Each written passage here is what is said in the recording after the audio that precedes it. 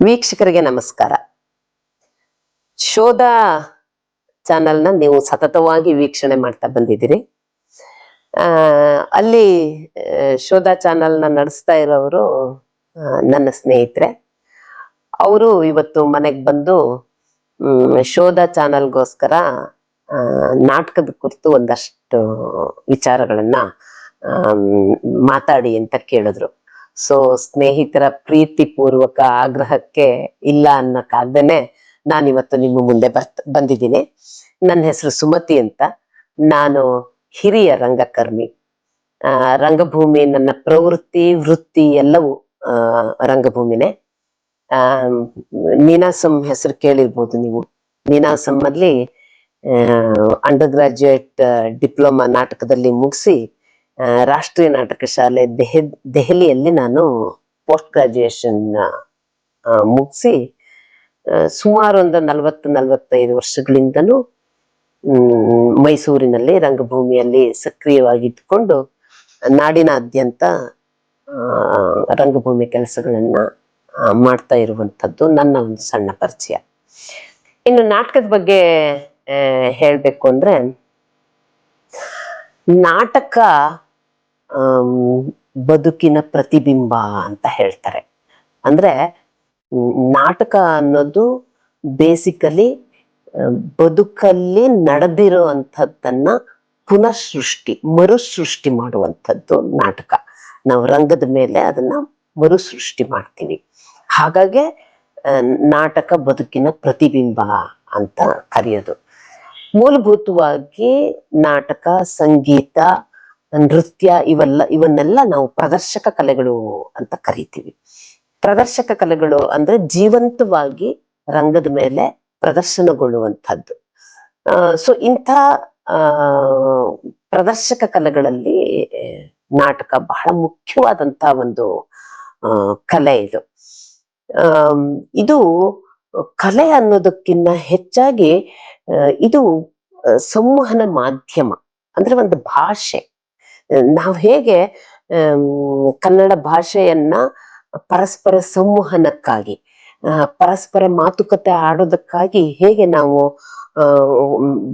ಕನ್ನಡವನ್ನು ಭಾಷೆಯಾಗಿ, ಒಂದು ಸಾಧನವಾಗಿ, ಒಂದು ಟೂಲ್ ಅಂತ ನಾವೇನ್ ಕರಿತೀವಿ, ಟೂಲ್ ಆಗಿ ನಾವೇನ್ ಬಳಸ್ಕೊತೀವಿ, ಹಾಗೆ ರಂಗಭೂಮಿ ದೃಶ್ಯ ಭಾಷೆ.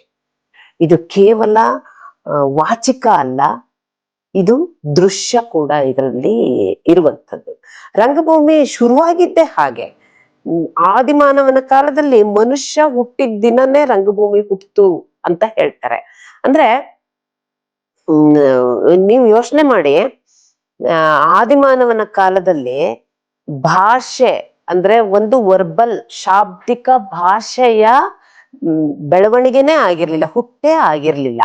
ಅಂತ ಸಂದರ್ಭದಲ್ಲಿ ಕೂಡ ಮನುಷ್ಯ ಬದುಕಿದಾನೆ, ಆತ ಇತಿಹಾಸವನ್ನ ಸೃಷ್ಟಿ ಮಾಡಿದಾನೆ.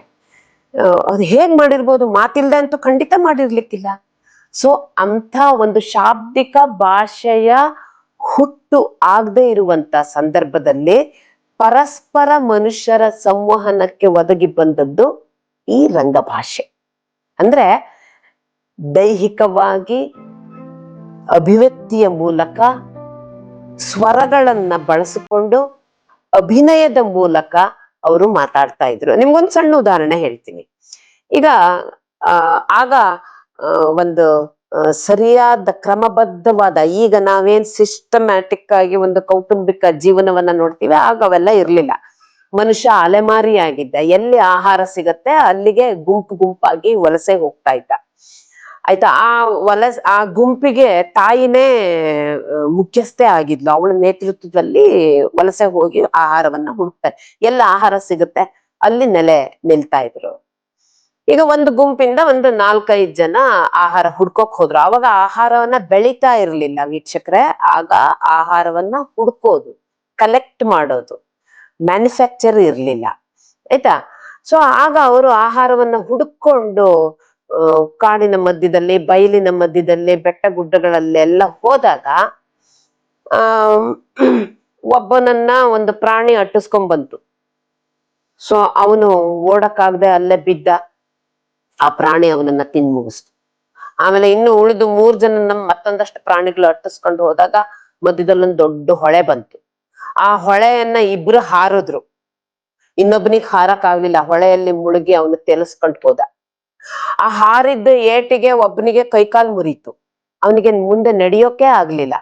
ಇವನು ಜೀವ ಉಳಿಸ್ಕೊಂಡು ಗುಂಪನ್ ಸೇರೋಕ್ಕಾಗಿ ಕೊನೆಯವನೊಬ್ಬ ಮರ ಹತ್ ಕೂತ್ಕೊಂಡ.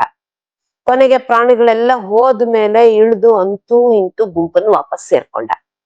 ಆ ಗುಂಪಲ್ಲಿ ಕೇಳಿದ್ರು, ನಿನ್ ಜೊತೆಗೆ ಇನ್ 3 ಜನ ಇದ್ರಲ್ಲ, ಅವ್ರು ಎಲ್ಲಿ ಅಂತ. ಸೊ ಹೇಳೋದಕ್ ಭಾಷೆ ಇಲ್ಲ. ಅವನು ಹೇಗ್ ಹೇಳ್ದ, ಅವನು ಇಡೀ ನಡೆದ ಘಟನೆಯನ್ನ ಮರುಸೃಷ್ಟಿ ಮಾಡ್ದ ಅನುಕರಣೆಯ ಮೂಲಕ.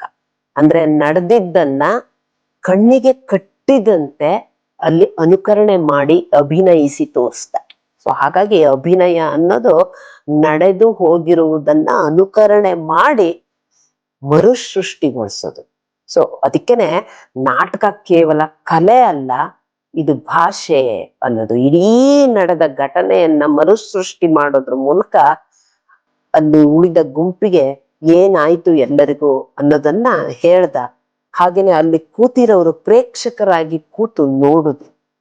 ಸೊ ಅದಕ್ಕೆ ಒಂದು ನಾಟಕ ನಡೆಯೋದಕ್ಕೆ ಅಥವಾ ಪ್ರದರ್ಶಕ ಕಲೆಯಲ್ಲಿ ಯಾವ್ದಾದ್ರು ಸರಿ ಅಲ್ಲಿ ಪ್ರದರ್ಶನಗೊಳ್ಬೇಕು ಅಂದ್ರೆ ಪ್ರೇಕ್ಷಕ ಪ್ರಭುಗಳು ತುಂಬಾ ಮುಖ್ಯ ಸ್ನೇಹಿತರೆ. ಹಾಗಾಗಿ ನಾವು ಮಾಡೋ ನಾಟಕಗಳಿಗೆ ಬನ್ನಿ, ನಾಟಕ ನೋಡಿ, ನಮ್ಮ ನಾಟಕವನ್ನ ರಂಗಭೂಮಿಯನ್ನ ಪ್ರೋತ್ಸಾಹಿಸಿ.